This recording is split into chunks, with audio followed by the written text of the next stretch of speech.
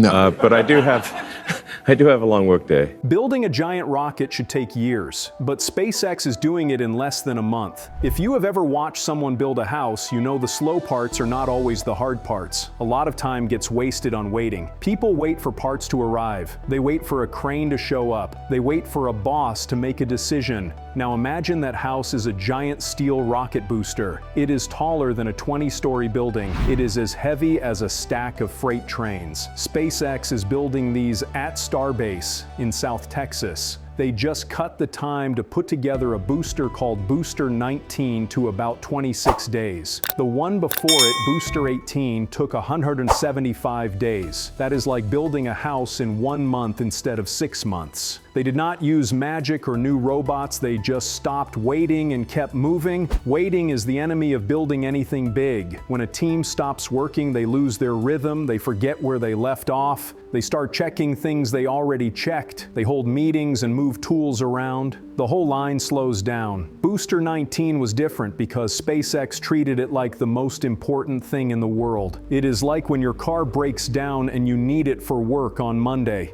You stop everything else and focus only on the car until it is fixed. This focus is why the build time dropped so fast. They found time hiding in the gaps between jobs and closed those gaps. To understand how they go so fast, you have to know what stacking means. A rocket booster is not one solid piece of metal. It is built from giant steel rings. Each ring is like a huge belt you could wrap around a small building.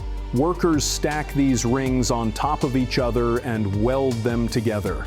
Welding is just melting the edges of the metal so they fuse into one piece. If a weld is bad, the rocket can crack under pressure later. Every single weld must be clean and checked. SpaceX uses robots to help with this. These robots do not get tired at 2 a.m. and they do not have shaky hands. They make the work the same every time, which is how you go fast without making junk. The real secret to the speed up was not the robots, because those robots were already there. The win came from how they used their people and their space. They used a giant building called Mega Bay 1. It is like a massive garage big enough to stand these rockets upright. If that building is empty, it is a waste of money. So SpaceX pushed for continuous work. That means the building never sleeps. Teams work in shifts through the night and over the weekends. That costs a lot in labor, but it saves months of time. In a race to learn, months matter more than overtime pay. Precision is the biggest danger when you go this fast. If one steel ring is even slightly off, the whole tower can lean. This is like laying bricks crooked at the bottom of a wall. By the time you get to the roof, nothing fits. There were moments where teams had to stop and recheck the alignment before the next weld. One bad weld is like a bad seam on a pressure cooker. Under the stress of launch, it can split open. In one case, a technician caught a mistake in the readings just 30 seconds before they were going to lock it in. They stopped and fixed it, which saved them from a nightmare later. SpaceX also got better at moving parts around. They prepped things called transfer stands ahead of time. A transfer stand is basically a heavy-duty holder, like a jack stand for a car, but for a giant rocket. If you do not have a stand ready, you cannot move the rocket section. If you cannot move the section, the crew just sits there waiting. By having the stands ready, the crane can lift and move the next piece right away. This is called workflow acceleration. It means cutting out the dead time where nobody is doing anything. If one team finishes welding at 2 a.m., the next team starts their job at 2:30 a.m. They hand off the work like a relay race. This speed makes the factory much more efficient. If you can build a booster in 28 days instead of 175, you are using your tools and buildings much better. It is like using your power tools every weekend instead of once a year. The tools pay for themselves faster when they are busy. In theory, building one every 28 days means you could make about 13 boosters in a single year. That is a huge change for the rocket industry. Most big rockets are treated like one-of-a-kind museum pieces that take years to finish. SpaceX is trying to build them like a fleet of airplanes. A big reason they can move this fast is because of how they handle failure. Most big companies are terrified of failing. If something breaks, they stop everything. They write reports and wait months for approvals. SpaceX is the opposite.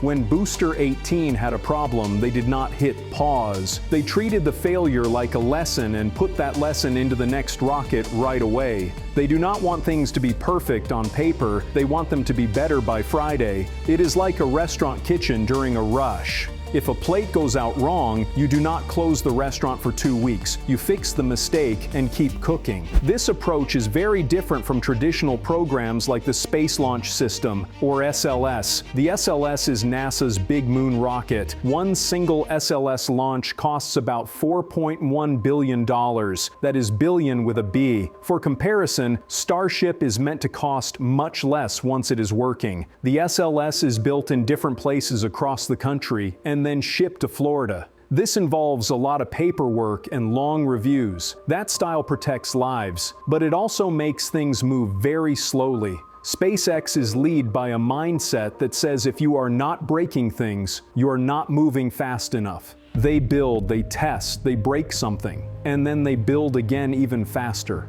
The rocket they are building is called Super Heavy. It uses 33 engines called Raptors. Imagine 33 car engines strapped together and trying to make them all run exactly the same way at the same time. It is like starting 33 chainsaws at once without any of them kicking back. These engines are the heart of the rocket because they burn fuel and provide the push to get into space. SpaceX is constantly making these engines better, going from Raptor 1 to Raptor 2 and now Raptor 3. Each version is easier to build and more reliable. When the engines change, the plumbing inside the rocket has to change too. This plumbing is just a series of pipes and valves that move fuel. The new version of the booster, called V3, has bigger pipes. This helps keep the fuel pressure high so the engines do not starve. If the engines do not get enough fuel, they can stop working, which is a big problem when you are trying to land a 20-story rocket. The booster has to do a flip maneuver on the way back down. It turns itself from falling sideways to pointing its engines at the ground so it can land. This is like dropping a broomstick and having it swing around to land on its handle. It requires the engines to light up perfectly every time. If the plumbing is better, this move becomes less of a coin toss and more of a routine stunt. Even though they build the shell of the rocket in 28 days, it is not ready to fly yet. It has to go through tough tests. One is called a cryo test. They fill the tanks with fuel that is so cold it could freeze the air. This cold makes the metal shrink, which can open up tiny leaks. They also do a static fire where they light the engines while the rocket is bolted to the ground. It is like revving a car engine as hard as you can while it is on a trailer. If anything is going to break, you want it to break on the ground, not over the ocean. SpaceX is not the only one in the race. China has a very serious space program. They have built their own space station and they hit their deadlines consistently. They are working on a big rocket called the Long March 10 that uses 21 engines. While they move slower in public,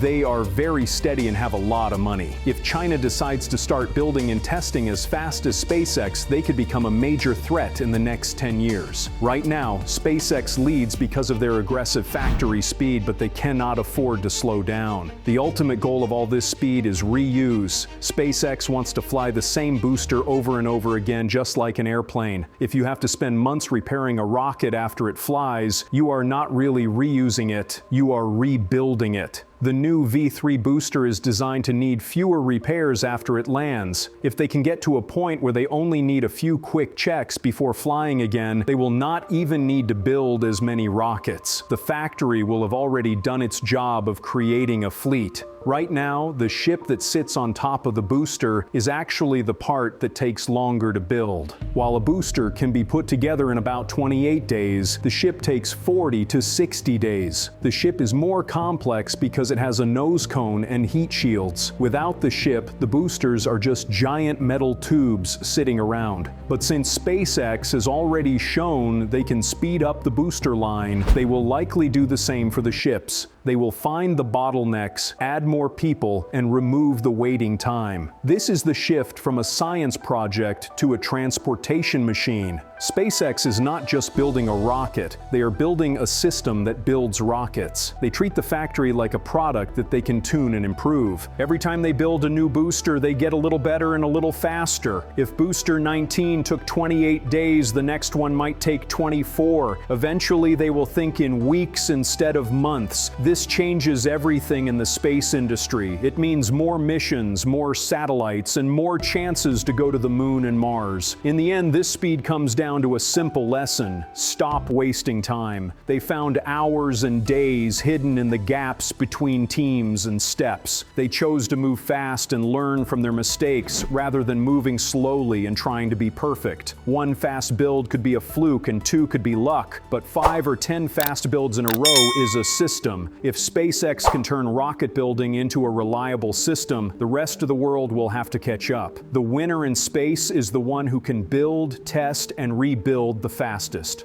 Starbase is no longer just a launch site, it is a shipyard for the future.